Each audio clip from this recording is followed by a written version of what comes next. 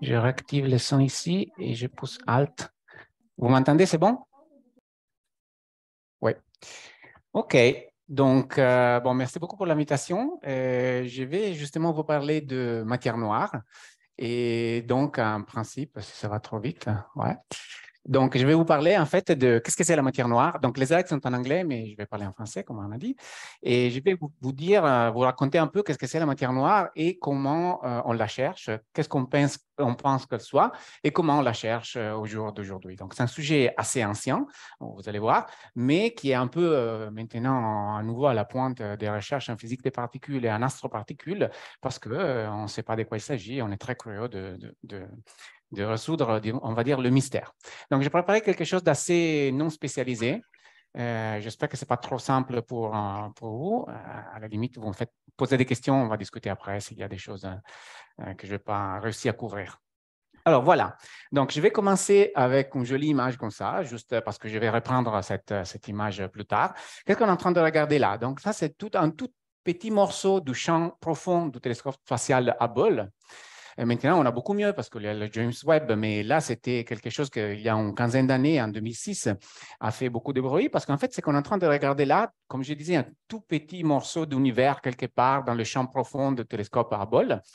Ce qu'on est en train de voir là, ce sont des galaxies. Donc, chaque point lumineux dans cette image est en fait une galaxie.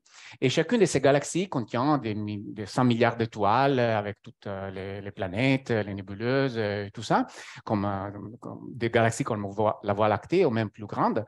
Donc, vous imaginez quelle quantité énorme de matière qu'on a déjà dans une image comme ça, visible, un tout petit morceau d'univers.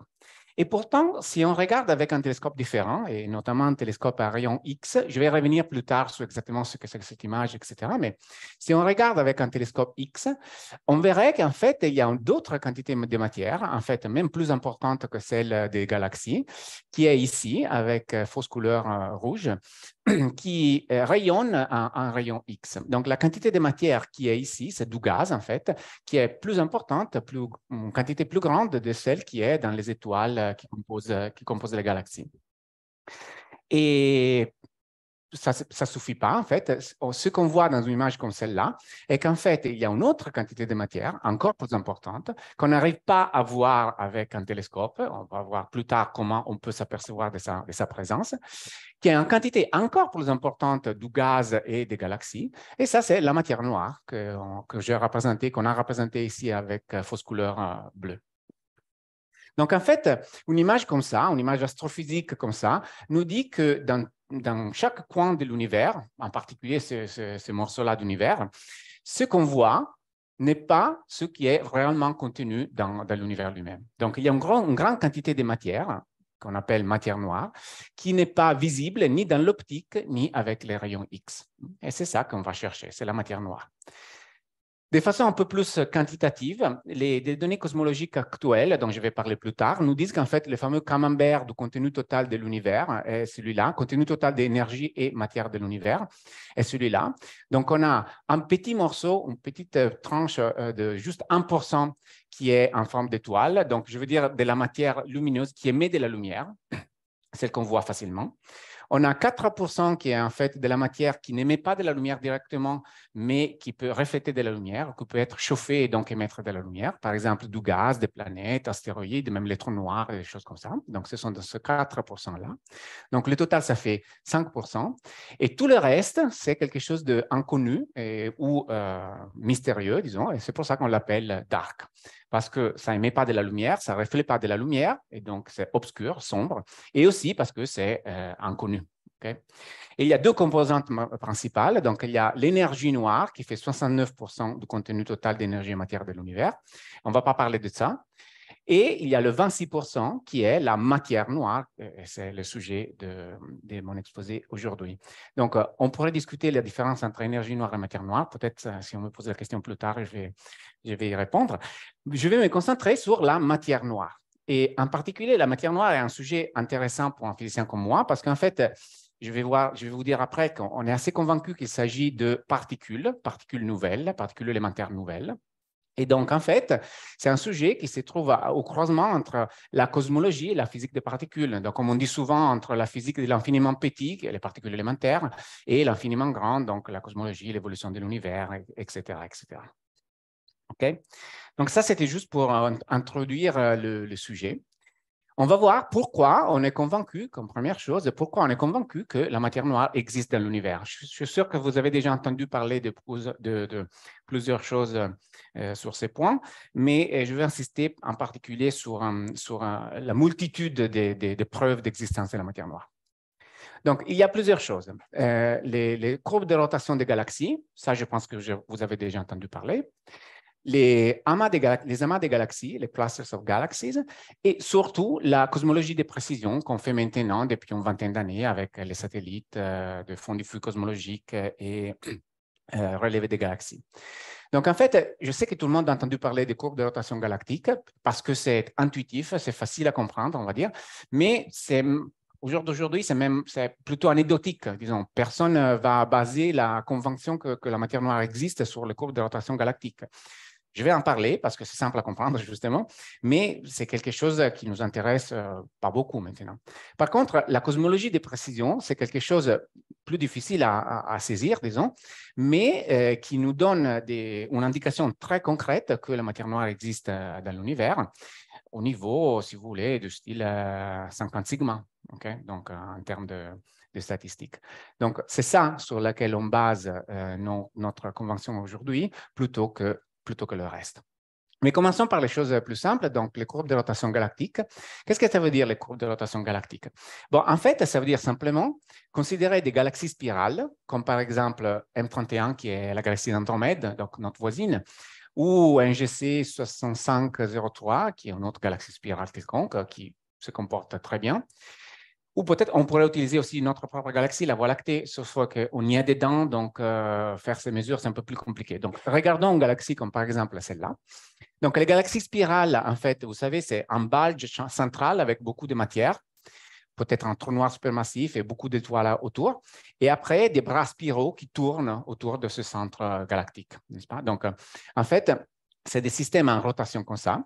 Et donc, je peux faire un graphe de la vitesse de rotation circulaire des étoiles en fonction de leur position dans la galaxie, en fonction de la distance du centre galactique. Donc, comme je disais, le gros de la partie importante de la matière dans une galaxie spirale est concentrée dans le centre, les premiers kiloparsecs de la galaxie. Donc, on s'attendrait que quand on arrive vers la périphérie de la galaxie, 20-30 kiloparsecs, pour référence, le Soleil se trouve dans la Voie lactée à 8 kiloparsecs. Donc, tout ce qui est à la périphérie de la galaxie, on s'attendrait que la vitesse de rotation de ces étoiles-là descend avec une loi keplérienne qui est représentée par cette courbe rose. Non, simplement, c'est là. En faisant confiance à la mécanique newtonienne de base, ou Kepler, vous verrez, on devrait voir les vitesses de rotation qui descendent. Les étoiles éloignées devraient tourner de façon plus lente que les étoiles proches du centre galactique. Exactement comme Mercure tourne plus rapidement autour du Soleil que Neptune. Et en fait, ce qu'on voit est une chose différente. Donc, on voit que les courbes de rotation galactique sont plates, comme on dit. Donc, même les étoiles lointaines tournent à peu près à la même vitesse que les étoiles proches du centre galactique. Et alors, ça, encore une fois, en faisant confiance à la mécanique newtonienne de base, nous dit qu'en fait, il manque quelque chose. Il manque une quantité de matière dans la galaxie qui est responsable de la force d'attraction gravitationnelle additionnelle, responsable de garder ces étoiles qui tournent rapidement accrochées à la galaxie. Donc, en formule, je suis simplement en train de dire qu'il y a une étoile éloignée a une grande force centrifuge parce qu'il a une grande vitesse, et donc il faut une grande force centripète pour garder ces étoiles accrochées à la galaxie. Et si je fais les calculs, je trouve tout de suite qu'il faut une quantité de matière distribuée d'une façon particulière, additionnelle par rapport à la matière que je vois au centre de la galaxie. Typiquement, c'est un facteur 20 ou 30 plus de matière nécessaire pour garder les étoiles périphériques accrochées. En fait, on peut même faire le calcul super simple en retournant cette équation-là. Et si vous voulez que la vitesse circulaire de rotation soit constante, vous voyez tout de suite que la distribution, la densité des distribution de cette matière additionnelle en fonction du rayon doit être du style, si vous voulez que V soit constante, donc plate, doit être du style 1 sur R carré, donc une espèce de halo sphérique, asymétrie sphérique, avec une densité qui est grande au centre et qui descend avec une loi R carré vers la périphérie. Oui?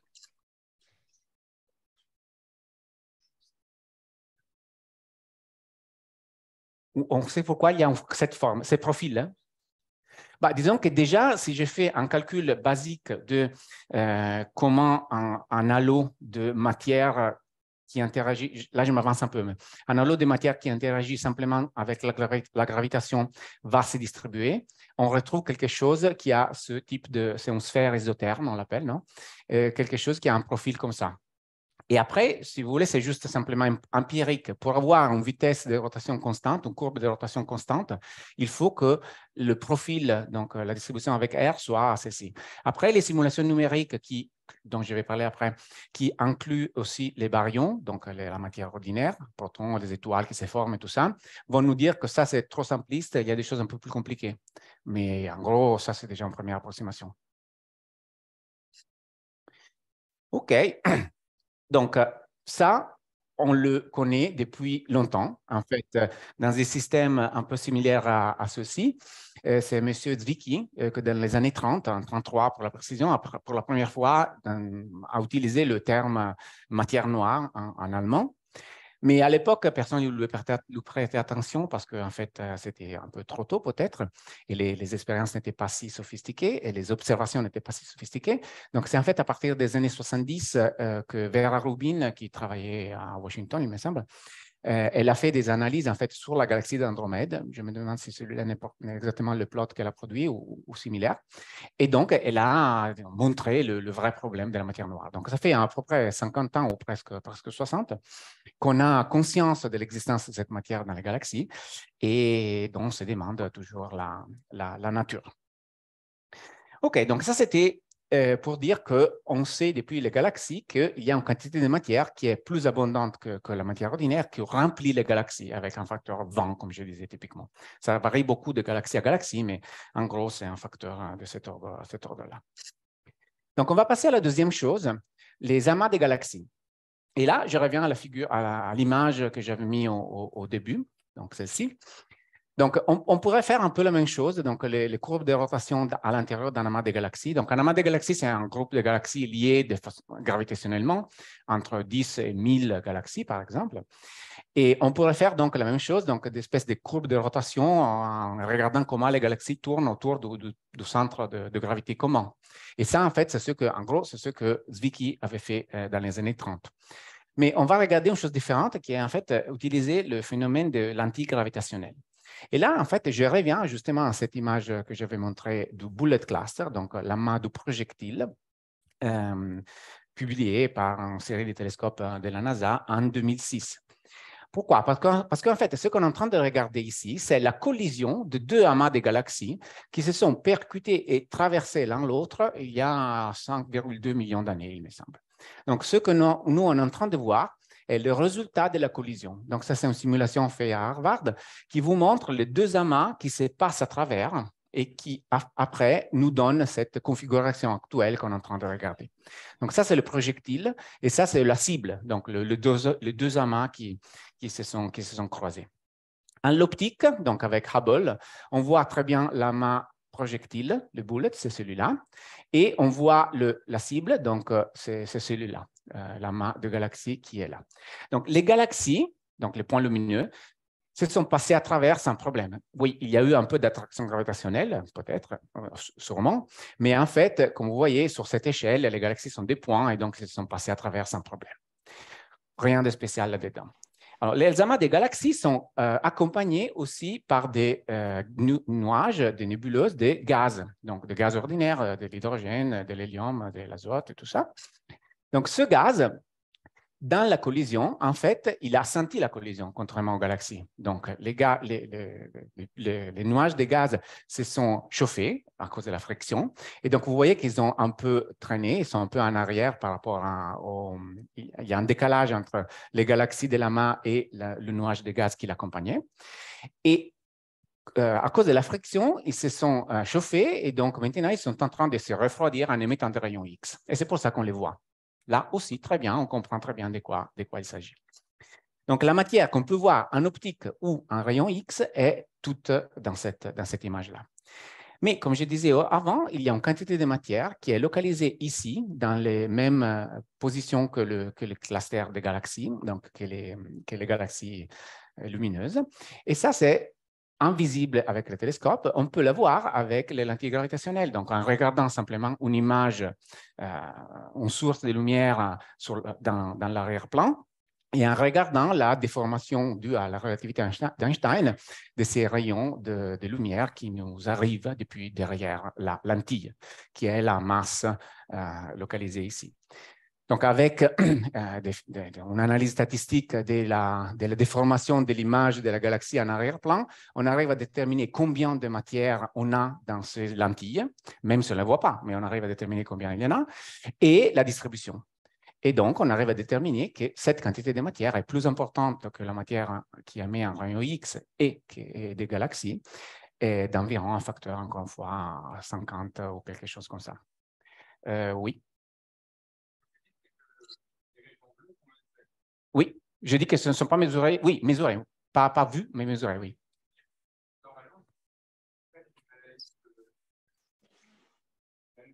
Oui. Ouais. Oui, exactement. Donc, on pourrait faire aussi le lensing pour chaque point lumineux. Donc, c'est ça que vous dites. Donc, pour chaque galaxie va faire un lensing aussi, mais déjà de façon beaucoup plus ponctuelle. Et là, par contre, c'est une source diffuse, beaucoup plus grande. Ça, c'est des vraies images. Je n'ai pas juste rajouté des touches bleues sur l'image. C'est vraiment la distribution qu'on...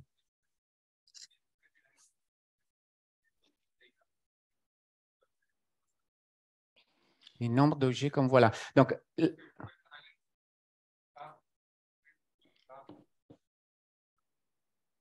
non, mais disons que la lentille est le halo des matières noires. C'est pas, la lentille n'est pas les galaxies elles-mêmes. Hein.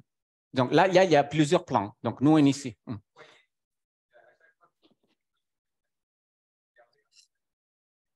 En arrière-plan.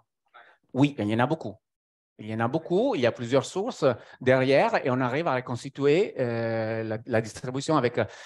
Là, il y a une autre image un peu plus technique dans le papier où ils mettent des courbes de isodensité pour montrer combien ils ont reconstruit ces nuages-là. Mais oui, disons, c'est une façon statistique parce que c'est du weak lensing, donc de la lensing faible. Et donc, on va simplement voir la déformation de la forme des galaxies en arrière-plan. Et il y en a beaucoup de galaxies en arrière-plan avec lesquelles je peux travailler.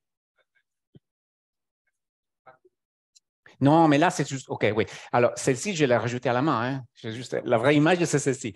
Ouais, OK. OK, donc, quel était mon point? Voilà, c'était simplement que justement, alors, avec le lensing, avec la relativité d'Einstein qui nous dit que la lumière est courbée par la matière, on arrive à dire qu'il y a une quantité de matière qui est ici, qui est justement la matière noire. OK, donc deuxième chose. Après, oui, ça nous apprend aussi que cette matière noire est une matière qui n'émet pas de lumière parce qu'on ne la voit pas. Ça, je l'avais déjà dit en fait. Et c'est une matière qui a très peu d'interaction avec elle-même et avec la matière ordinaire. Parce qu'en fait, les nuages bleus, on va dire les nuages de matière noire, se sont passés à travers sans se voir. Donc, il n'y a pas eu d'interaction comme par contre, il y a eu pour le gaz rouge, on va dire. Donc, c'est une matière avec très peu d'interaction ou aucune interaction entre elles et avec la matière de gaz ordinaire rouge. OK, donc troisième chose, et c'est la chose en fait la plus importante, comme je disais, c'est la cosmologie des précisions. Donc, c'est d'aller regarder en fait l'univers dans sa totalité et en déduire le contenu. Donc, on fait ça, disons, de deux façons principales. La première, c'est la radiation de fond diffus cosmologique mesurée par le satellite Planck. Donc, ça c'est la radiation en micro-ondes qui nous arrive de l'univers le plus primordial possible, à 2,7 degrés Kelvin. Donc, on voit qu'il y a des petites anisotropies, donc des petites perturbations, des petites inhomogénéités dans ce fond diffus. On peut en faire la transformée de Fourier, donc faire la fonction de corrélation et après la transformée de Fourier. On trouve ce spectre de puissance ici, que vous avez vu certainement déjà plusieurs fois. Ces pics acoustiques-là nous renseignent sur le contenu de matière et de radiation de l'univers à l'époque où ce fond diffus cosmologique a été produit. Okay? Donc, en regardant ça, et en fitant les données avec les modèles, je peux en déduire combien de matière il y avait à cette époque-là et quel type de matière. Et c'est ça que je dis au début. Ils me disent qu'il y a 26% de matière dans l'univers qui est différente de la matière ordinaire. Alors, ça, c'est un peu compliqué, on va dire, à reconstruire. Donc, je vais me concentrer par contre sur cette autre image qui est la distribution, qui représente la distribution des galaxies dans l'univers actuel. Donc, en fait, cette image-là, qui vient du télescope du survey des galaxies SDSS, Sloan Digital Sky Survey, c'est une image qui nous représente, donc, chaque point de cette image est une galaxie observée par la Terre, qui est au centre ici, pas parce que nous, on est au centre de l'univers, mais parce qu'on observe à partir de là. Donc, chaque point représente la position d'une galaxie, écrasée après en deux dimensions, parce que bon, il faut faire une image en deux dimensions. Donc, vous voyez, et donc ça, c'est une direction dans le ciel, et la distance, c'est simplement la distance entre nous et la galaxie. Qu'est-ce qu'on voit ici? Bon, on voit qu'en fait, les galaxies ne sont pas distribuées de façon homogène dans le ciel.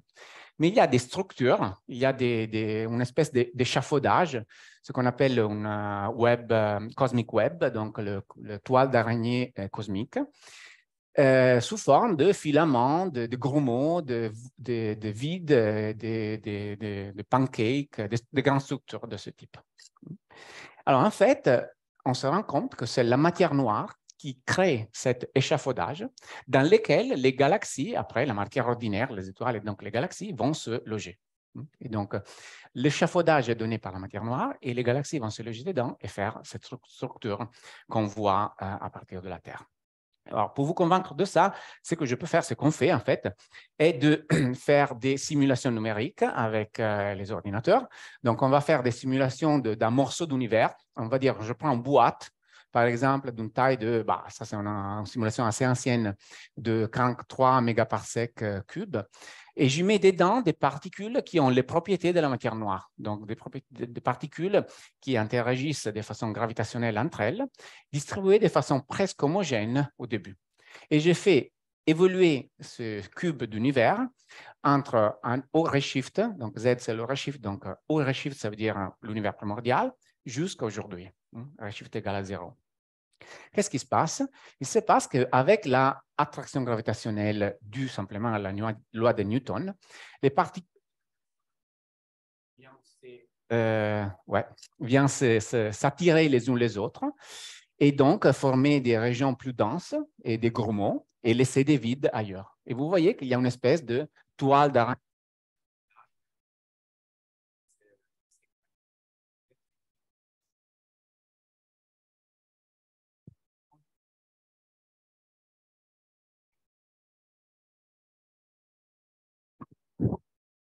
OK. Ouais. Ça ne marche pas à l'intérieur. Hein?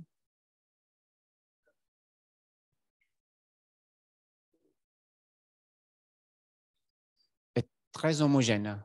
Oui, alors j'ai dit que en fait, chaque point ici est à la taille d'une galaxie. Donc, pour aller faire des simulations à l'intérieur des galaxies, c'est beaucoup plus compliqué. Il faut des résolutions numériques beaucoup plus importantes. Donc, mais on peut faire des simulations aussi à l'échelle d'une galaxie ou même intra-galaxie. Oui, et ça marche aussi là-dedans. Oui. Alors, ça, c'est une simulation un peu ancienne. Donc, comme je disais, ça pas de chance non plus. Ouais. Mais il y a de mieux. Par exemple, cette simulation un peu plus récente vous montre exactement la même chose. Et là, j'ai pris une taille de boîtes un peu plus grandes. Ce n'est pas moi, mais disons, c'est la collaboration Virgo en Allemagne qui a fait ça sur l'ordinateur, le supercomputer en Allemagne. Donc, ils ont pris 1,5 milliard de particules qui font le rôle de particules de matière noire. Et vous voyez qu'en fait, la même chose se passe. Donc, il se forme des filaments, il se forme de cette toile d'araignée, comme on disait. Ouais. Non, alors les caustiques, ça c'est des particules. Donc, les caustiques, ils sont produites quand on parle des particules de matière noire, typiquement les actions, des particules de matière noire légères, oui, mais pas forcément. Non, mais ici, non, on n'arrive pas à reproduire des caustiques que je sache. Il y a d'autres. Donc ça marche. Ouais. On éteint le son.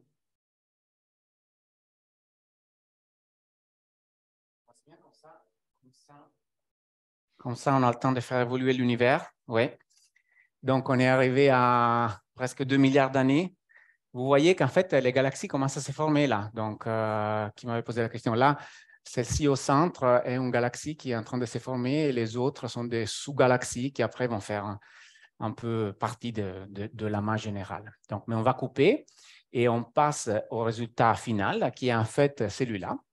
Donc, de façon, comment dire, illustrative, ce qu'on voit ici est qu'en fait, les résultats des simulations numériques, et c'est la partie rouge, et les observations, les relevés des galaxies, comme Slow and Digital Sky Survey que je vais montrer au début, et les autres, les autres qu'on a fait depuis des dizaines d'années, sont équivalentes. Donc, l'image que vous voyez faite par les simulations numériques est difficile à distinguer des observations dans l'espace. Et ça nous dit en fait qu'on est au moins sur la bonne piste parce que les structures formées par la matière noire dans les simulations est exactement celle qu'on voit dans l'univers. Alors oui. Comment? Oui, alors là, dans les simulations que j'ai montrées, il s'agissait des particules. Alors en fait, la deuxième simulation que j'ai montrée, la première et la deuxième, il s'agissait des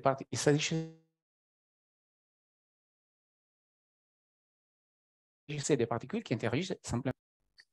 Alors, là, c'est comment dire, des morceaux qui jouent le rôle de particules de matière noire. Mais chaque particule, en fait, est très lourde, à la masse d'une dizaine d'une galaxie, une dixième d'une galaxie, un truc comme ça.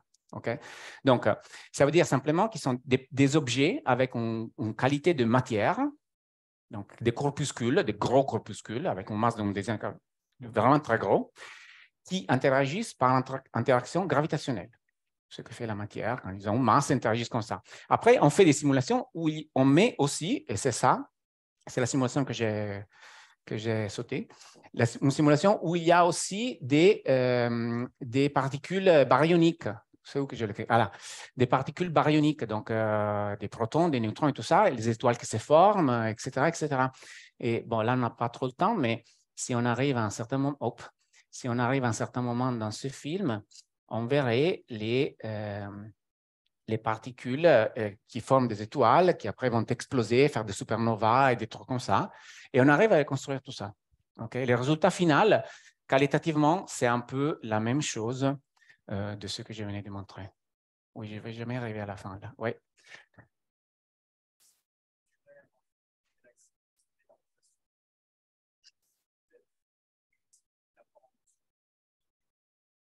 Un sur un carré. Oui, oui.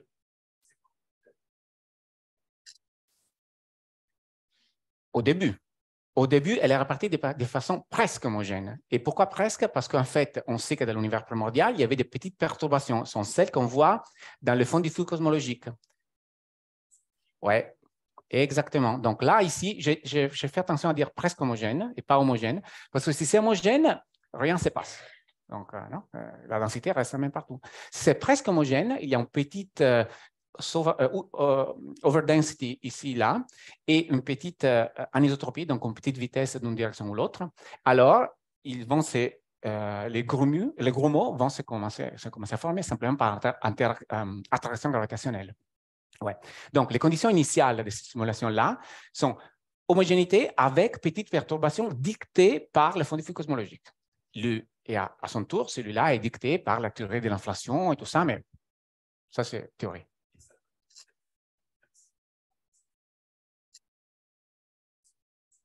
Oui, oui, alors oui. Par exemple, disons que, ouais, alors là, sur le plot que j'ai quelque part, que j'avais ici, ça, c'est le power spectrum, le spectre de puissance. Donc, en fait, c'est la transformée de Fourier de ça. Et donc, il y a cette échelle caractéristique ici.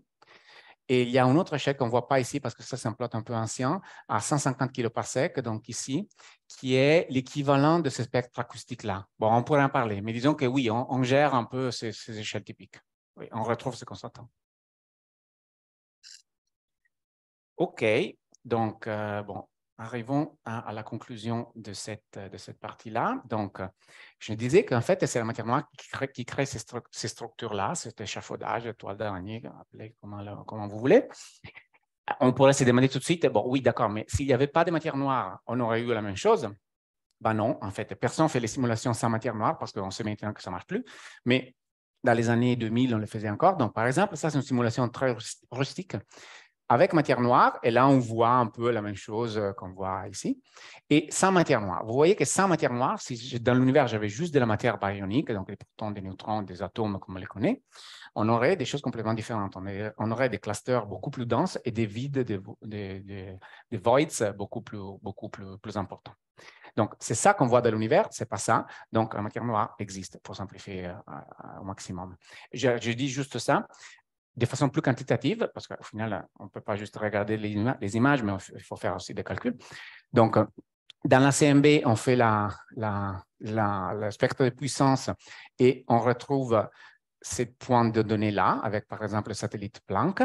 Et s'il n'y a pas de matière noire, le modèle prédirait quelque chose qui ne passe pas par les données. Et la même chose ici. Donc, les données sont là, la spectre de puissance de ça. Et s'il n'y a pas de matière noire, on trouve quelque chose de complètement différent. Oui.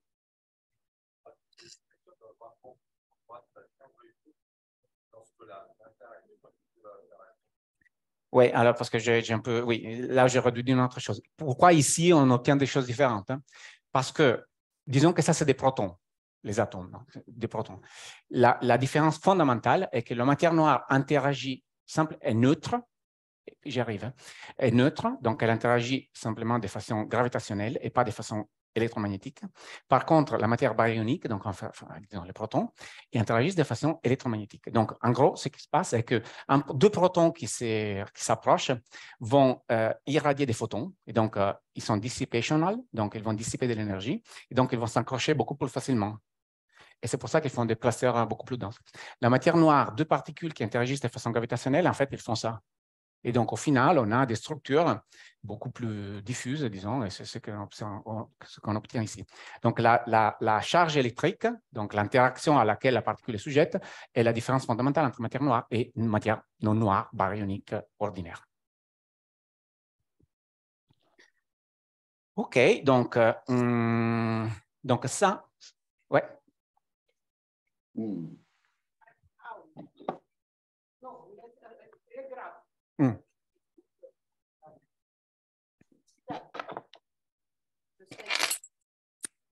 Ah, celui-là.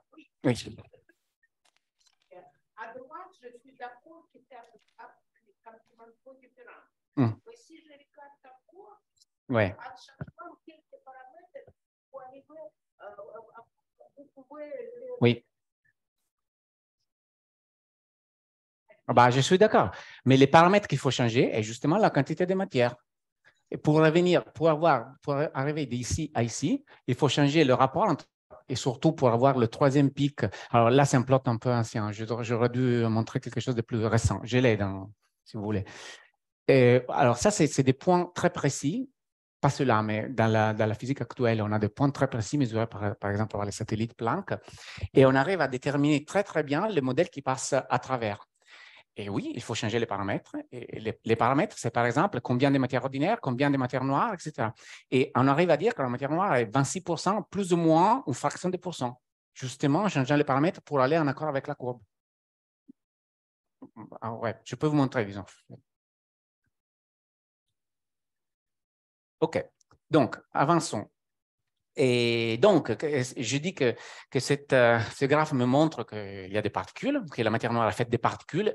Particules, je veux dire quelque chose qui a une nature corpusculaire, donc quelque chose qui s'attire avec la gravitation. Okay?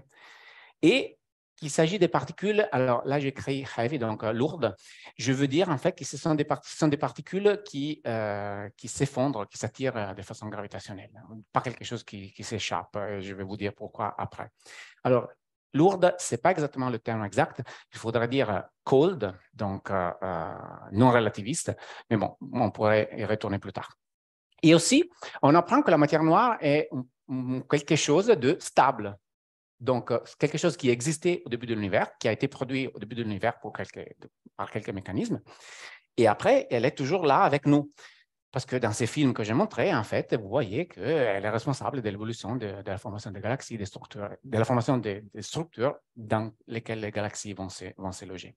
Donc, si c'est une particule ou un corpuscule qui est stable, qui ne se désintègre pas, ou au moins qui a une vie moyenne beaucoup plus longue de l'âge de l'univers actuel.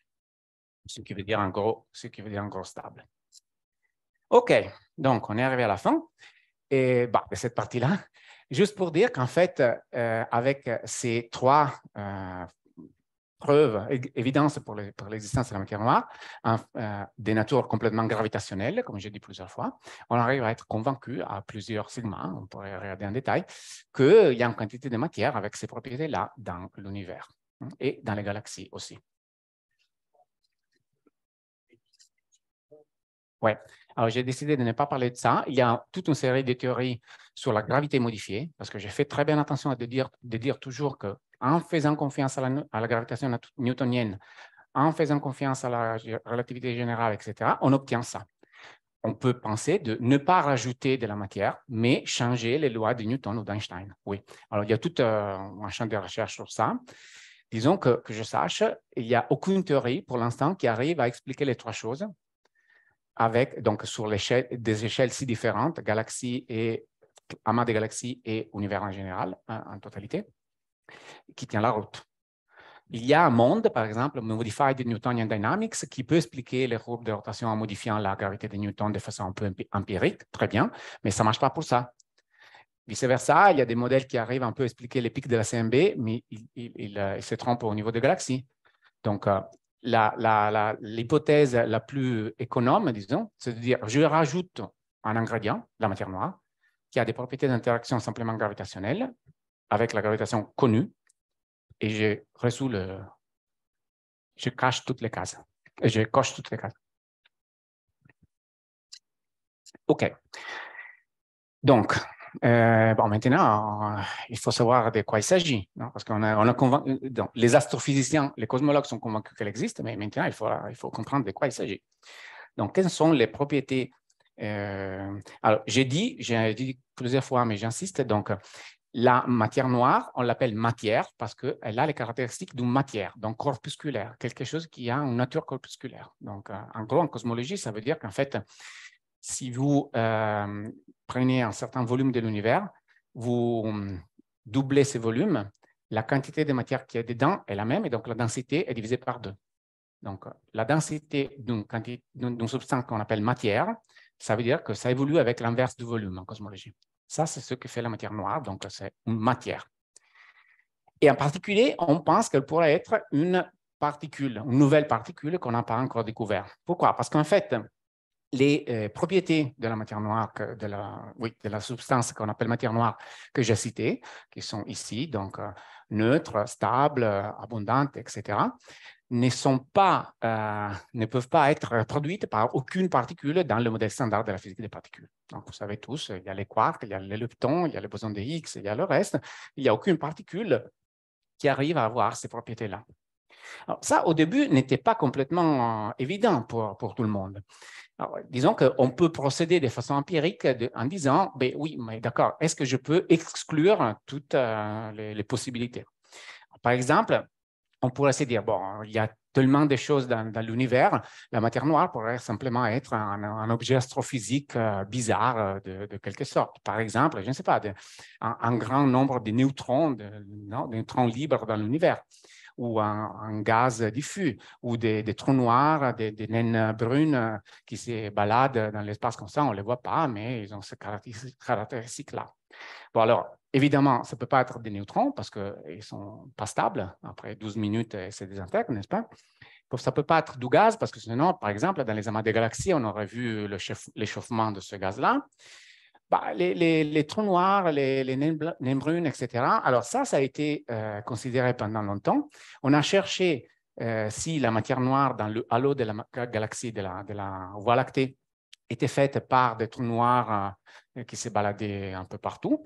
Et on a cherché, en regardant justement les phénomènes de l'antigravitationnel forte dans ce cas-là, en regardant des galaxies en arrière-plan, on n'a pas trouvé assez. Donc, il pourrait y avoir des trous noirs qui se baladent dans le halo de la galaxie, mais pas assez pour faire le facteur 5 de matière qu'on voit dans la Voie lactée. Donc, non, ça ne marche pas. Alors, plus en général, la cosmologie que je mentionnais avant nous dit que la matière noire ne peut pas être faite de matière ordinaire, ce qu'on appelle baryon. En fait, je l'ai déjà dit en répondant aux questions. Parce qu'en fait, il y a deux raisons fondamentales. La première est la CMB, que j'ai déjà citée, qui nous dit qu'en fait, en modifiant ces pics-là, j'ai besoin de 4% de matière ordinaire, baryon, et 26% des matières non ordinaires. Donc, la CMB nous dit ça. Et la BBN, donc la Big Bang nucléosynthèse, c'est la théorie qui nous permet de calculer combien d'éléments légers il y a dans l'univers, en particulier d'hélium, à partir de combien de baryons, donc des protons, on va dire, j'ai dans l'univers primordial. Si j'avais beaucoup plus de protons, j'aurais beaucoup plus d'hélium. Et je fais simplement la mesure de l'hélium qu'il y a dans l'univers. Je retrouve une quantité petite de baryons. Donc, tout le reste de la matière doit être non baryonique, donc de la matière différente, matière noire. Alors, il y a une dernière possibilité que vous avez peut-être en tête, c'est les neutrinos. Donc, la matière noire pourrait être constituée des neutrinos, des particules de modèle standard qu'on sait exister et qui ont certaines des propriétés nécessaires pour faire la matière noire. Par exemple, elles interagissent très peu, etc. Alors, le problème avec les neutrinos est que depuis une vingtaine d'années, on sait qu'ils sont trop légers. Donc, les neutrinos, on ne sait pas la masse exacte de chaque neutrino, mais ils ont une masse inférieure à 1 électron-volt divisé par c carré. Et donc, ça veut dire qu'en fait, ils n'ont pas assez de masse pour agir en tant qu'attracteur gravitationnel. Donc, ce que je veux dire est la chose suivante. Si j'ai fait une simulation comme celle que j'avais montrée avant avec des neutrinos, vous voyez que les choses se passent de façon différente. Donc, ici, à gauche, j'ai une simulation comme celle d'avant. Donc, sans matière noire hot. Donc, avec matière noire faite par des particules lourdes comme celles que j'ai mentionnées avant. Et ici, par contre, j'ai substitué la matière noire, une partie d'elle, avec les neutrinos. Et vous voyez que là, la même chose se passe comme avant, donc se forment ces gros mots, etc. Et ici, les choses restent beaucoup plus floues. Simplement parce que les neutrinos, en étant légers, ils s'échappent et ne se condensent pas exactement comme font les particules de matière noire. Okay? Donc, les neutrinos n'ont pas les bonnes propriétés d'un point de vue de attraction gravitationnelle pour former une toile d'araignée si bien définie comme celle qu'on voit dans le ciel. Okay? On pourrait aller plus dans les détails de ça, mais en gros, ça, c'est la motivation finale. OK. Donc, passons à la disons, troisième partie de cet exposé et allons chercher des candidats. Donc, moi, je suis un physicien des particules, donc j'essaie de chercher des candidats, des particules candidates pour faire le rôle de ces particules de matière noire. OK? Alors, je vais en parler d'une essentiellement, parce que c'est celle qui a dominé la physique des particules dans ce contexte pendant 40 ans. Mais après, je vais vous dire qu'elle n'est pas en si bonne forme maintenant. Et la particule dont je vais parler est la particule de matière noire qui nous vient de la supersymétrie. Je ne sais pas combien de vous ont déjà entendu parler de supersymétrie, peut-être beaucoup. Alors, s'il y a des experts ici, là, c'est vraiment niveau cartoon. Hein, donc, la supersymétrie pour les nuls, même.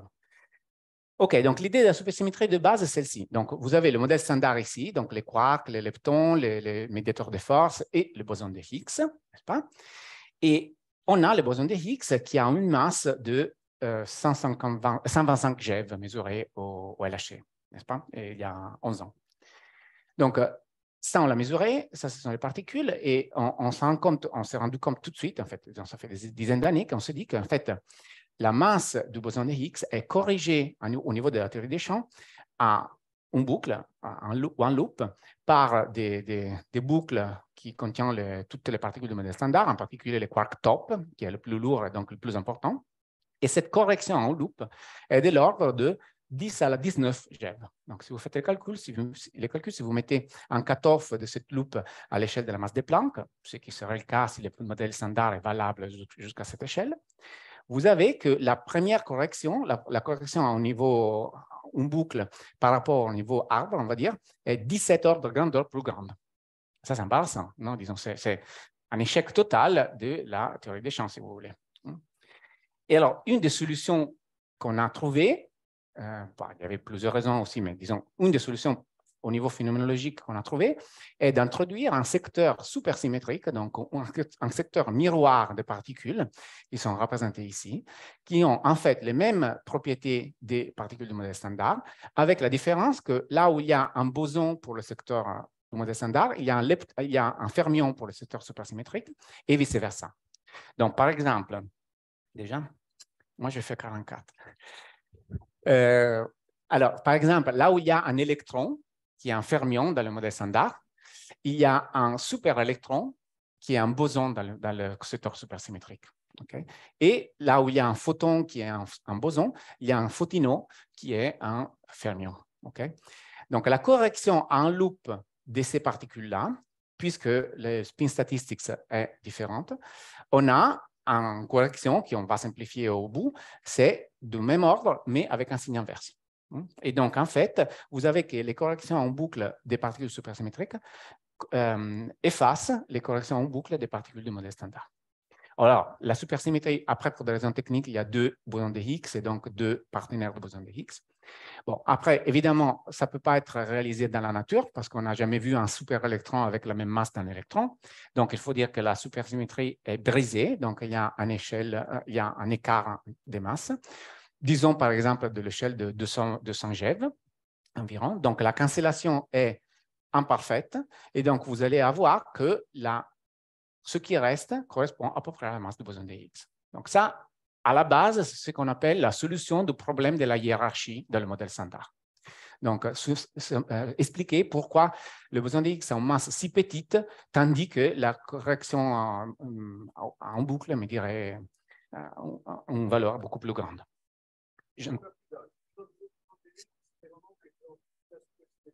Oui. Non, parce que pour donner la masse à les particules left and right, tu as besoin de deux bosons de Higgs, mais cette technique, ce n'est pas très important, je pense. OK, donc, mais on n'a pas fini, parce qu'en fait, on introduit ensuite un nouveau nombre quantique qu'on appelle la R parité, et on dit que toutes les particules du modèle standard ont une valeur de R parité qui est plus 1, et les particules du secteur supersymétrique ont une R parité qui est égale à moins 1. Et cette quantité, ce nombre quantique est conservé, donc est respecté. Donc, ça veut dire qu'en fait, si je prends les particules de ce secteur-là, ils peuvent se désintégrer. Les plus lourdes se désintègrent dans les plus légères, comme d'habitude. Tandis que je reste ici, je reste toujours dans le secteur de moins 1. Mais quand j'arrive à la particule la plus légère de ce secteur-là, elle ne peut pas se désintégrer dans d'autres particules de ce secteur, parce qu'elles sont toutes plus lourdes. Elle ne peut pas non plus se désintégrer dans particules de modèle standard, parce que ça ferait moins 1 qui va dans plus n. Et ça ne serait pas possible. Et alors, la particule la plus légère de ce secteur-là est stable grâce à la conservation de ce nombre quantique appelé R parité, R. Donc, regardez ces quatre particules-là, les photinos, les inos et les deux excinos. Ce sont des particules stables grâce à ça. Disons, la plus légère d'entre elles est stable grâce à ça. Ce sont des particules à charge électrique neutre, parce que c'est le photon, le partenaire du photon qui est charge électrique neutre, voilà, donc 0. Et ce sont des particules lourdes parce qu'on a introduit ce gap-là. Donc, ces particules-là qu'on appelle de façon collective neutralino, donc, ouais, la plus légère d'entre elles, ou une combinaison quantique de ces particules-là, est un bon candidat pour la matière noire qui nous arrive de façon presque gratuite de la construction supersymétrique que je viens de montrer. Parce que c'est une particule stable, lourde et à charge électrique nulle. OK, donc, bon, là, c'est pour ça que les neutralinos ont dominé la physique des particules concernant la matière noire dans les dernières 50 ans à peu près. Donc, tout le monde pensait que la matière noire était constituée des neutralinos qui nous venaient de la supersymétrie, donc par exemple le ZINO. Ouais. Et après, il y avait des fous furieux qui travaillaient sur d'autres choses un peu exotiques. Mais... Quoi? Oui.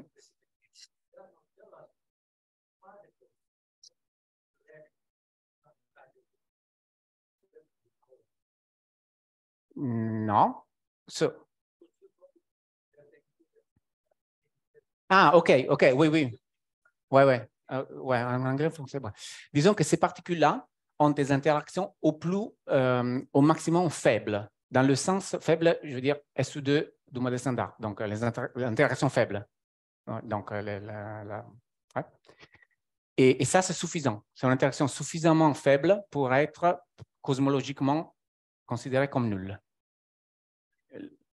On pourrait discuter beaucoup plus, mais disons que l'interaction de ces particules-là est faible parce qu'elles sont les partenaires des particules qui interagissent d'interaction faible. Par exemple, Z, c'est exactement une particule d'interaction faible. Et la force de l'interaction faible est suffisamment petite pour être considérée nulle sous l'échelle cosmologique. L'important, c'est la charge nulle. Ouais. Électrique, oui.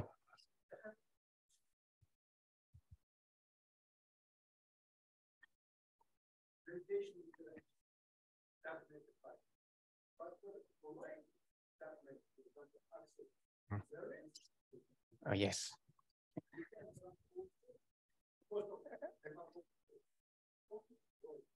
No, sure. I will not get there, I think. But at some point, I will say, there must be some gravitational interaction because it has a mass. And so, okay, and this is what cosmology and astrophysics tell us. It's the first 2/3 of the seminar. And then we hope that they have some other kind of interaction by which we can detect them and by which we can produce them in the early universe. Axions through coupling to photons, Primakov and so on. These particles through weak interactions, coupling to the Z and so on. I hope I get there, but I'm not sure. So I will have to je dois arriver à la fin. Donc, je voulais juste vous montrer le transparent suivant parce que ça m'amuse. Donc, disons que les neutralinos et les candidats plus à la mode étaient les candidats plus à la mode, mais dans les 10-15 dernières années récentes, on a commencé à comprendre que le neutralino, en fait, c'était un cas particulier, mais il y avait d'autres candidats possibles. Par exemple, la matière noire dite de Kaluza-Klein, qui nous vient de dimensions supplémentaires de l'espace-temps, si vous avez entendu parler de ça, ou les actions qu'on vient de citer, qui étaient aussi motivés dans les années 70-80, mais qui sont revenus à la mode aussi.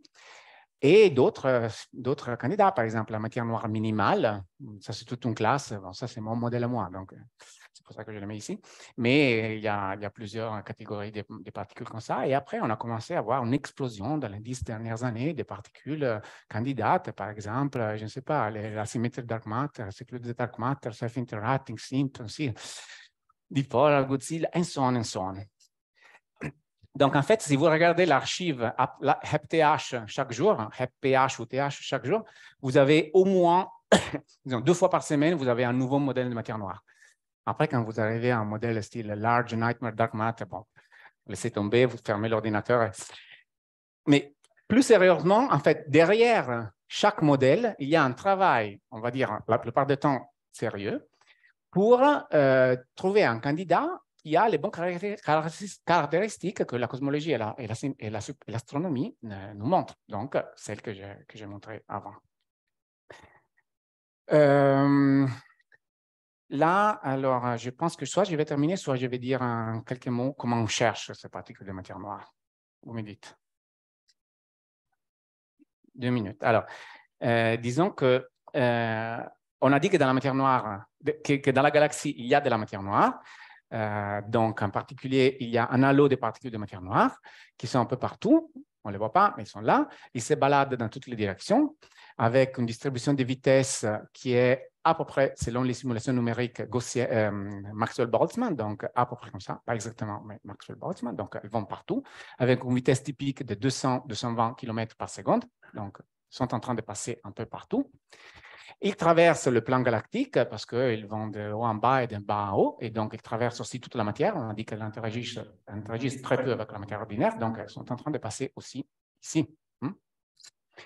Alors, leur masse dépend beaucoup des modèles. Si je reprends le modèle Neutralino, la masse est de l'ordre de, on va dire, 10 à 1000 GeV, donc 10 à 1000 fois la masse d'un proton. Donc des particules lourdes, comme j'avais dit.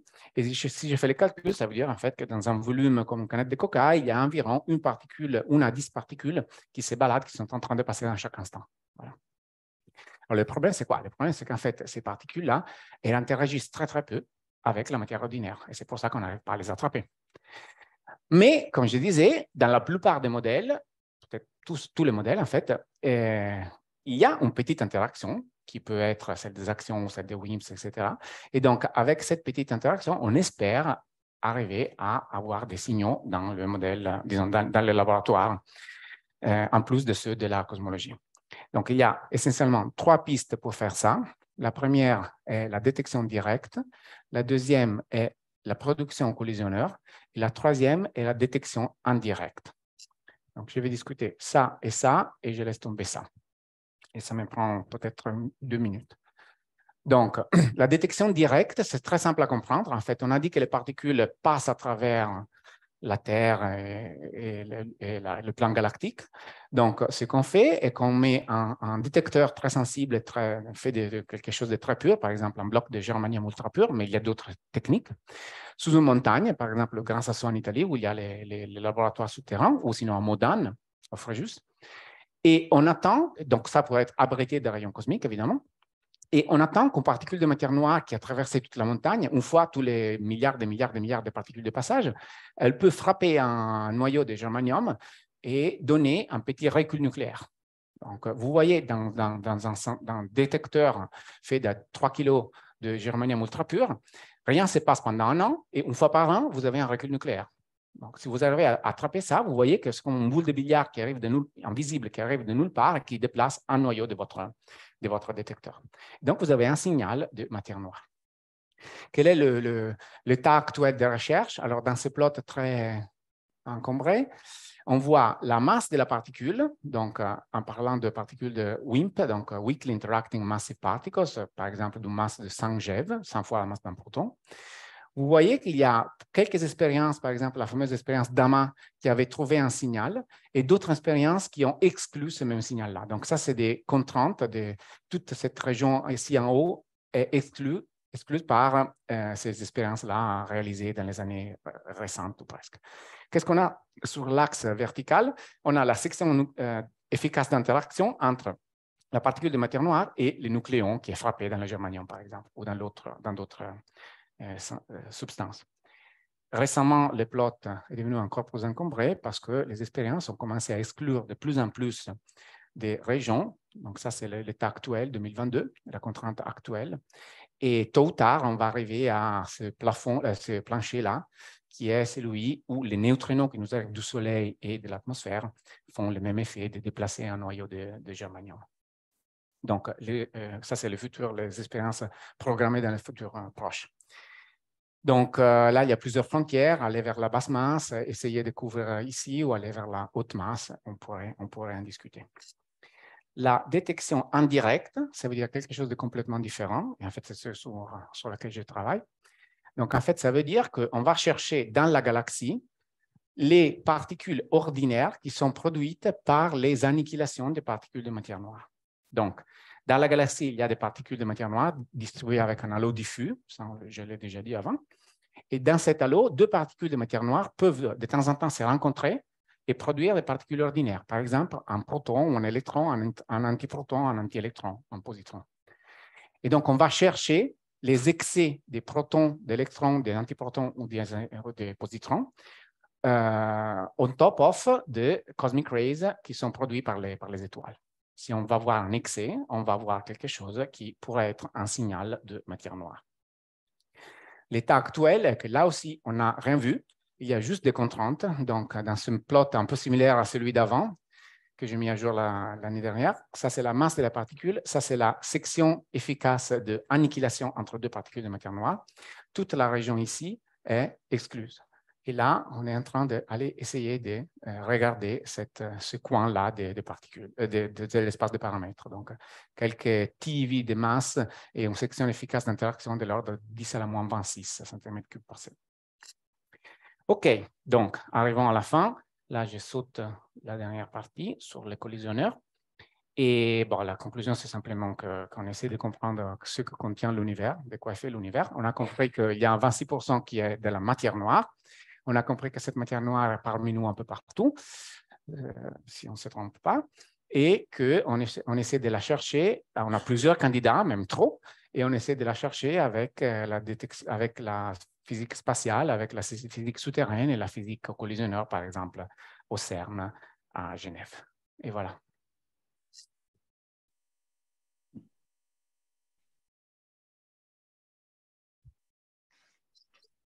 Oui. Ah.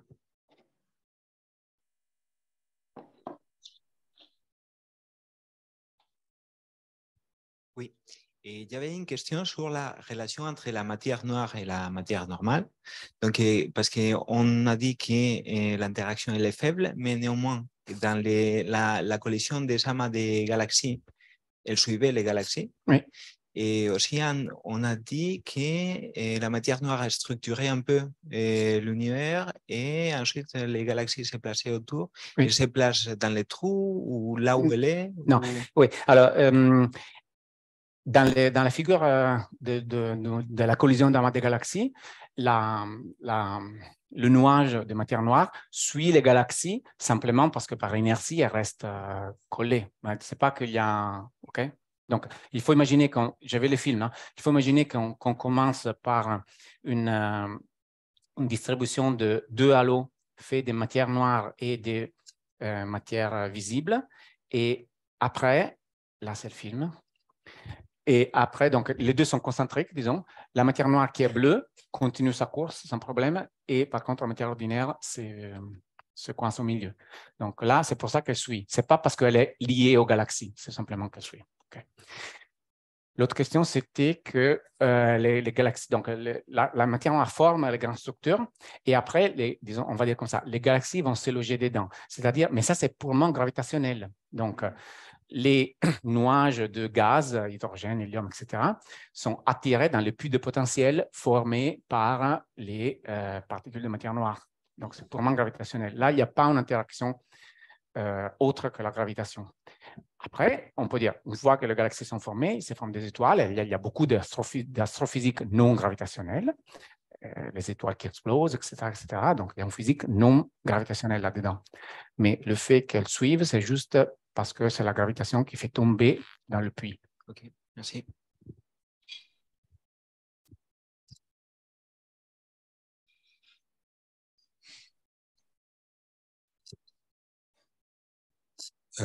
Oui, continuons un peu sur cette voie de l'interaction entre la matière ordinaire et la matière noire. Là, est-ce qu'il y a une limite inférieure? Parce que là, les manips arrivent à des valeurs des sections efficaces qui sont 10 à la moins 48. Oui, très bonne question. Ouais, alors, oui, donc, disons que... parce qu'après, il n'y a plus rien, quoi. Oui, alors c'est ce plot-là, par exemple. Hein. Donc, là, ça montre en fait l'interaction avec un nucléon et une particule de matière noire et on a des valeurs vraiment petites. OK. Alors, pour recibler les trucs. Donc, une particule qui interagit avec l'interaction faible, celle du modèle standard, donc l'interaction faible non, de la radioactivité, par exemple, aura une section efficace environ ici, 10 à la moins 41, 10 à la moins 42, okay, avec une masse de 5 G, quelque part ici. Okay. Donc, ça, c'est exclu. Elle ne peut pas interagir de façon arbre avec un échange d'une particule Z, par exemple, qui est la médiation d'interaction faible. Par contre, on a d'autres possibilités. Par exemple, si la particule interagit de façon faible, mais comme ça. Donc, ça, c'est la particule de matière noire que j'appelle qui? Et ça, c'est le nucléon, donc par exemple, un proton. Okay? il y a dans le noyau de germanium, par exemple. Si cet échange est fait par un boson W+ et un boson W- en one loop, en fait, oui, en one loop, ça correspond à une interaction, à une section efficace d'interaction qui est supprimée parce qu'il y a deux particules qui s'échangent. Et donc, on tombe vers ici. Donc, c'est encore bon. Et c'est une interaction faible. Exactement comme, voilà. Donc, l'interaction simple comme ça c'est toujours qui, mais ça, c'est un Z. Et ça, c'est toujours un proton. C'est exclu. Par contre, ça, c'est encore possible. Donc, on est en train de, comment dire, tester ça. Après, il se pourrait qu'en fait, même ça, la matière noire n'a même pas ça comme interaction. Elle est simplement interaction gravitationnelle. L'interaction gravitationnelle est là parce que c'est la cosmologie qui nous dit. Okay. Si c'est ça, on ne trouvera jamais rien dans l'expérience. Dans nos laboratoires, jamais rien. Mais ce serait bizarre parce que pour la produire dans l'univers primordial, comment on aurait fait? Donc, il y a des forts préjudices théoriques pour dire qu'une quelque sorte d'interaction est là. Là. De point de vue purement phénoménologique, si je me mets dans un référentiel de la matière noire, le tenseur d'énergie-impulsion, il est comment? Notamment le rapport de pression par rapport à densité d'énergie. Ah, c'est matière. Oui, j'imagine que la pression devait être beaucoup plus faible que densité d'énergie, quasiment zéro, c'est ça? C'est zéro, oui, c'est la matière. Oui, c'est la matière. Mais est-ce qu'il y a des estimations de limites supérieures possibles de pression par rapport à la densité d'énergie? C'est la question relative à la possibilité de neutrinos comme candidat de la matière noire. Oui, alors, non, pas que je sache dans ces termes-là. Moi, je dirais que quand on dit matière en cosmologie, c'est par définition équation d'état égale à 0. Donc, P sur pression sur densité égale à 0. Je ne sais pas si je ne sais pas. Je pense qu'il n'y a pas de... Pas que je sache, mais peut-être qu'il y en a.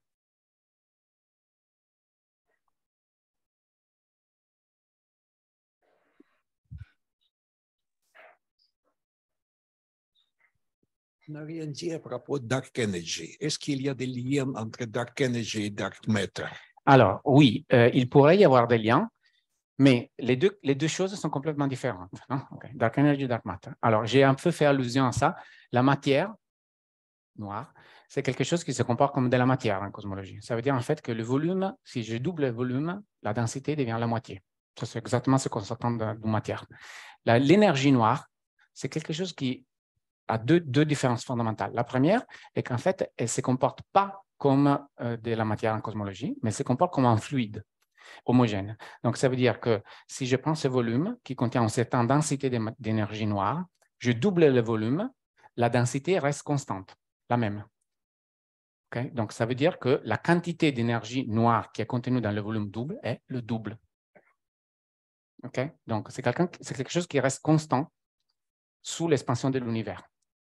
Donc, je suis en train de dire que je crée de l'énergie, oui, parce que l'espace-temps lui-même est en train de s'étaler.